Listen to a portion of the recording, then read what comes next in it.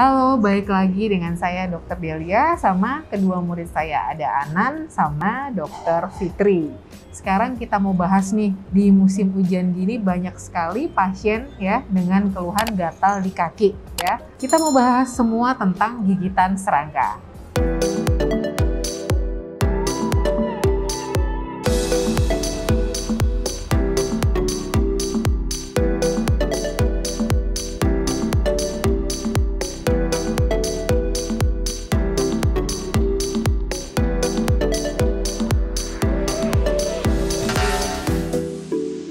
Sekarang kita mau ngomongin gigitan serangga ya. Gigitan serangga biasanya dia keluhannya gatel, terus panas kan, kayak rasa terbakar itu. Insect bite itu dia kan digigit serangga ya. Anan selama ini tahu nggak sih serangga itu apa? Jadi dok, kalau yang Anda tahu serangga itu sebenarnya dibagi dua dokter. Ada yang beracun dan ada yang nggak beracun. Nah yang beracun ini dia sebagai mekanisme pertahanannya nih dok, dia biasanya nyengat atau ngeluarin racunnya kayak tawon, lebah. Nah kalau yang nggak beracun dia akan menggigit, menembus kulit dan biasanya menghisap darah kayak misalnya nyamuk seperti itu. Tapi akibatnya ya nggak enak juga karena gatal banget itu dong. Gitu ya, jadi dibagi jadi dua ya, serangga dia ada yang beracun sama nggak beracun. Oke, sekarang Fitri nih, pengalaman di poli ya, kalau insect bite, gigitan serangga itu manifestasi klinisnya apa? Artinya pasien tuh kelihatannya ada apa gitu, gejalanya? Nah, itu kalau yang pernah pasien-pasien yang datang ke poli itu untuk yang keluhan kulitnya ya dokter, karena dia biasanya mengeluhkan itu rasa gatal lalu disertai bintil kemerahan. Nah, bintilnya ini bisa macam-macam dok, sebetulnya tergantung dari tadi penyebab serangganya ya, yang venomous atau yang beracun atau tidak beracun. Kalau yang tidak beracun kayak sekarang nih dok, musim hujan biasanya banyak kucing beranak dan segala macam. Iya, kucing ya sering ya mereka. Katanya kalau anak kucing dia banyak kutunya. Kutu kucing ya. Iya. Anjing itu khas sekali dia kemerahan dan rasa gatalnya itu berupa bintil-bintil merah, cuman setinggi sampai di kaki aja. Ya itu khasnya. Ini yang banyak sih sekarang ya memang. Jadi di kaki, bintil. Nah itu jadi kita harus tanya ke pasien, ada binatang peliharaan apa enggak, iya kan?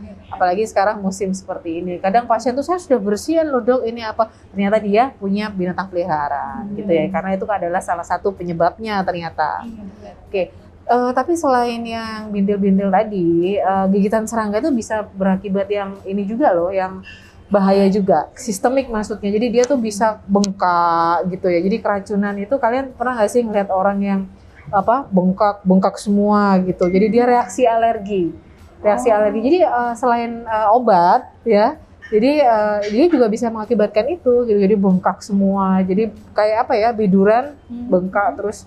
Kemudian sesak nafas, itu juga bisa efek dari si serangga itu tadi. Jadi selain yang gatal-gatal tadi, efek yang hebatnya bisa sampai seperti itu. Jadi kita juga harus hati-hati ya. Jadi efek sistemik tadi ya, yang bengkak, terus kemudian sesak, itu bisa berakibat sampai kematian loh. Yang di si serangga yang beracun tadi. Jadi juga harus hati-hati juga gitu. Biasanya nih kalau pasien ke poliklinik ya, itu pengobatannya apa yang pertama untuk ini serangga nih? Yang biasanya kami berikan itu lini pertamanya untuk mengurangi gatalnya dulu dok, karena terutama untuk yang serangga yang non venomous dia kan sebetulnya reaksi alerginya lokal saja ya dokter, karena efek dari gigitannya si kutu atau serangganya itu tadi dok. Jadi bisa kita berikan semacam calamine lotion atau lotion yang mentol yang sifatnya dia untuk mendinginkan permukaan dan mengurangi gatal seperti itu dok. Kasih antihistamin juga? Iya dokter, kalau mengurangi gatalnya selain yang topikal bisa juga kita berikan ke pasien salep maksudnya? Iya. Yang salep yang bisa dioleskan di kulit, kita juga bisa memberikan obat anti gatal yang bisa diminum sama pasien, biasanya dari golongan antihistamin. Jadi kalau misalnya cara pengobatannya, yang pertama kan dia kan merah ya, berarti dia ada radang. Cara pertama itu dia mendinginkan kulit dulu, jadi bisa kita kompres dingin ya, kemudian kita beri mungkin pelembab atau aloe vera atau semacamnya, itu dia akan mengurangi gejala gatal dan rasa panasnya itu. Bisa juga nanti diberikan antihistamin ya kalau misalnya dia sangat gatal. Kalau untuk pengobatannya sih seperti itu sih, sederhana sebenarnya, cuman akibatnya ini di setiap orang nggak sama. Ada yang cuman gatal, ada yang sampai bisa sampai ke UGD karena dia sesek, nggak bisa nafas, dan bisa berakibat kematian juga tadi ya. Jadi insect bite atau gigitan serangga ini juga harus hati-hati, dan ini ya pertolongan pertama paling enggak ya. Kita ngomong tentang medikamentosa pengobatan ya, kayak salep, kemudian lotion dan lain-lain. Kalau yang non medikamentosa alias yang mungkin di luar pengobatan apa? Oh, ada dokter. Jadi lebih mungkin ke pencegahannya juga ya dokter, biar sampai jangan terjadi lagi. Nah, biasanya kita arahin pasien itu untuk lebih menjaga kebersihan, baik kebersihan rumahnya, kebersihan kasurnya. Jangan lupa kalau misalkan mau tidur, jendela, pintu kamar semuanya harus ditutup gitu.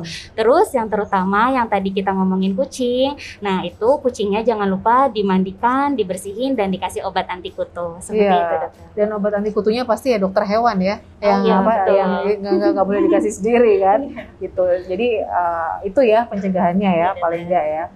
Oh iya nih, terus kan sering nih pasien ya setelah gatal-gatalnya sembuh kita obatin, itu ada bekas hitam, ya kan, bekas-bekas hitam di kaki, dan itu kan sangat mengganggu ya, apalagi yang yang suka pakai rok pendek atau celana pendek, itu kan mengganggu estetika gitu, jadi nggak bagus. Nah, ada nggak caranya untuk mengurangi bekas-bekas hitam itu gitu? Jadi dokter, kalau yang untuk mencegah luka itu yang pertama sebetulnya kita mengurangi garukannya dulu dok, karena kalau kulit yang tergaruk itu pasti bekas lukanya akan lebih susah hilang dibandingkan kulit yang tidak digaruk. Jadi pencegahannya yang pertama diberikan tadi dok, seperti obat-obat oles yang anti gatal, termasuk lotion seperti lotion kalamin, seperti itu dokter. Juga setelah itu kalau misalkan memang sudah membekas, kita juga bisa bantu dok pakai seperti aloe vera, lalu pelembab seperti baby oil atau minyak zaitun dok, dan juga dipijat di area bekas lukanya tadi untuk meningkatkan sirkulasi darah sehingga pergantian kulitnya bisa lebih baik dan mukanya bekasnya bisa cepat hilang seperti itu. Tapi kadang-kadang itu dok ada bekas hitam yang mungkin sudah lama dan sulit sekali buat hilang dokter. Kira-kira bagaimana ya? Apakah bisa diatasi ya dokter? Jadi emang kalau untuk hiperpigmentasi mungkin pengobatannya lebih khusus ya, bisa ke dokter, karena kita sekarang banyak nih krim penghilang bekas dan lain-lain, tapi kan kita tidak tahu bahayanya dan kandungannya apa, dan dokter kan yang tahu ya. Jadi sebaiknya ke dokter, dan mungkin ada prosedur-prosedur seperti chemical peeling itu bisa dilakukan. Tapi juga chemical peeling kan cairan kimia ya, jadi harus atas sepengetahuan dokter gitu. Iya, ntar soalnya bisa terkelupas, iritasi, nanti tambah hitam nanti. Kalau misalnya kita ngobatinnya sembarangan gitu. Dokter, kemarin waktu kami menerima pasien dengan keluhan yang gigitan serangga ini, dok, pasiennya itu nanya sebetulnya dokter, tanya sama kita bagaimana dengan penggunaan lotion-lotion yang anti serangga dok, kayak yang penolak penolak serangga. Itu bagaimana ya dokter? Sebenarnya bisa diberikan, tapi pada orang-orang tertentu dan kulitnya sensitif bisa berakibat kemerahan nanti. Ya, gitu. Sebenarnya sih nggak apa-apa kalau pada orang yang kulitnya normal mungkin ya, tapi pada orang-orang tertentu dia itu akan kemerahan nanti. Pada intinya sih tidak apa-apa. Kan sudah ada BP POM juga ya dikeluarkan, itu nggak apa-apa. Jadi memang tapi sekali lagi kalau pada orang-orang yang berkulit sensitif itu hati-hati dalam pemilihan. Itu tadi bukan dari obat serangga aja, tapi juga pemilihan lotion juga harus hati-hati. Oke, tadi saya sudah jelaskan ya tentang gigitan serangga, gimana ciri-cirinya dan cara mengobatinya. Kalau ada gejala-gejala seperti yang saya sebutkan tadi, jangan lupa langsung ke dokter dan jangan dibiasakan menggaruk ya, karena akan menyebabkan bekas pada kulit sehingga lebih sulit ngobatinnya nanti. Oke, sekian dulu konten dari kami. Jangan lupa subscribe, like, and share. Dan kalau ada pertanyaan tentang kulit, boleh di kolom komentar. Kulit Sehat with Dok Club.